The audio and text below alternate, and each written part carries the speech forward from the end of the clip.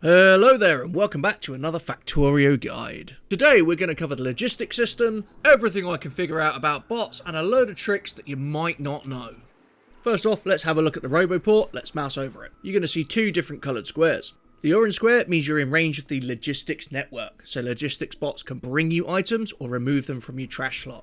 The larger green square is the construction area.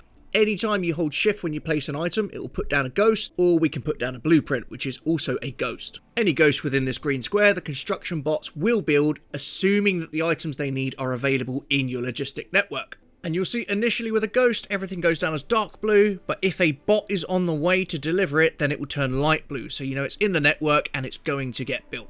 And if you want to know when, you can open the map and watch the bots. Top right, there's an icon to turn on bot view on the map, and there are three different colours of bots. Yellow is a construction bot on its way to do work, white is a logistics bot floating around doing its thing, and red is a logistics bot on its way to you, whether it's emptying your trash or bringing you an item. Now, placing ghosts is really handy for two reasons. The first is that there might be an obstruction, rocks and trees, things like that in your way, so you can't place your blueprint, but hold shift and it will force place it and mark all the trees for deconstruction for you. Or if you're trying to place on water, it will auto place landfill. The other reason is maybe you just don't have that item. You're on another planet, you're waiting for a ship to come with your resources, you don't want to stand around doing nothing. So press Q to pick an already placed item, or M to go into the map. You can place anything from there, hold shift, place it as a ghost, and when the items arrive, the bots will place it down for you. If you make any mistakes when placing, don't forget that Control Z for undo, Control Shift Z for redo are a thing. But don't just use the deconstruction planner over this stuff, because then you'll have your bots picking up all of the rocks, trees, and everything else for you. Handy trick here if you don't know it, put the deconstruction planner on your hotbar and then right click it so we can set filters. I'm going to click on any empty box, I'm going to go to the right hand tab and set Entity Ghost as my filter, so it will only delete ghosts, leaving rocks and trees intact and your inventory not full of rubbish. Back to the roboports, another thing we haven't covered yet. If you have more than one roboport, the orange square for logistics need to be touching, and if they are, you'll get this orange dotted line come up, which means they are all part of the same network. That's really important. Otherwise, the bots can't go and get the parts from your mall, can't build your blueprint, there's no point having them. If you press the letter L for Lima on your keyboard, you will see the logistics network, which will show all items available to build with or request that is available within the correct chests. So let's explain all the different chests. The first one we got is the purple one, which is also called the active provider chest. Anything you put in this will be emptied by the bots. This is really useful on Glebber for removing spoilage so it doesn't stack up and fill a chest.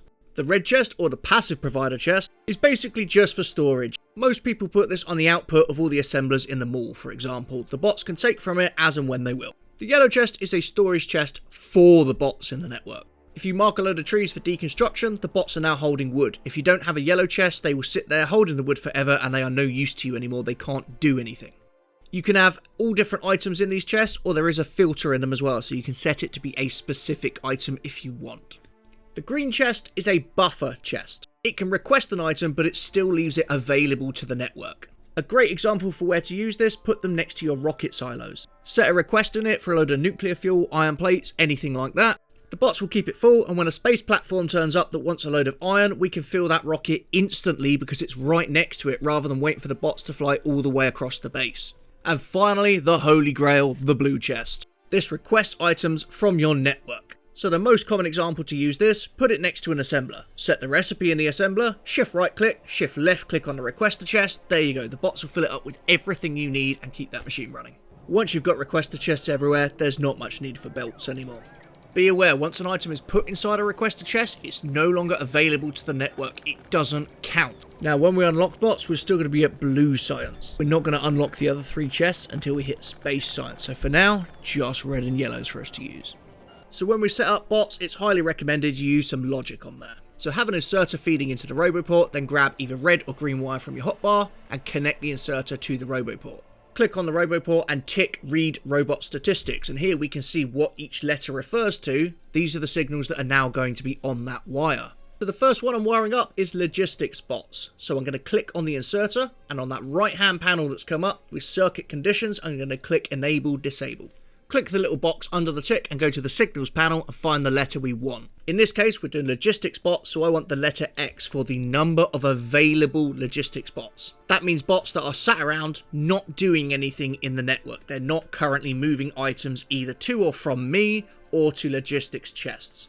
Next to the X, I need to set a function. In this case, I want less than, and then I'm going to choose an arbitrary number, 200. So if there are less than 200 available bots in a network, the inserter can add more. And this is a really smart way to set up a base that might just keep growing, because early on, we don't need that many bots. But in 50 hours time, we're going to need thousands of them, so the base can self-control how many bots we need, dependent on how busy it gets. The other option is we could just set a total number and choose something like 1,000 bots. But early on in a run, that's going to waste a lot of resources to build things you're not using, so it's not usually advisable. Now we can set up construction bots in the exact same way. Only difference here is going to be the letter that we assign to that inserter. I'm going to wire it up. Now I could shift right click, shift left click the other inserter to copy all of my settings across and then just change the letter. Or we can do it manually, which we can see here in the roboport. I'm looking for the letter Z for available construction bots. So now we've got the bots built, they're in the base. What can we do with them? We know what construction do, but let's set up for logistics. So what we're going to do here, we're going to set our personal requests. I'm going to hit E to open my inventory, and then in the middle I've got a load of blank boxes here now. I can click on each one and set any item I want. For example, I want 100 yellow belts. Don't forget to turn on personal logistics at the top, and be aware this will turn itself back off every time you die. If I already have 100 yellow belt, then that will be greyed out. But if I don't have as many as I've requested, then it will be either red or yellow. Red means we're not within the logistic network. I'm not stood within one of those orange squares, so the bots can't get to me. Or yellow means, hey, they're on the way. Stand still, wait, the bots will be with you any moment. Now, the other handy feature of the logistics bots is your trash slot. So on the left where you can see the items you're holding, if you were to control click on an item, you would move everything of that item into your trash slot. Really common use for this, wood. You've been out, you've been working, you're full of loads of wood now, you don't want it because you're not going to use it, let's get rid of it. So we control click it, moves it all to the trash slot, the bots are going to come and take it away from you, and they're going to shove it into one of those yellow storage chests. Just be aware, you can end up with a lot of wood. At the end of the run, it's not uncommon to see 20,000 wood sat around that they've taken away from you and done nothing with.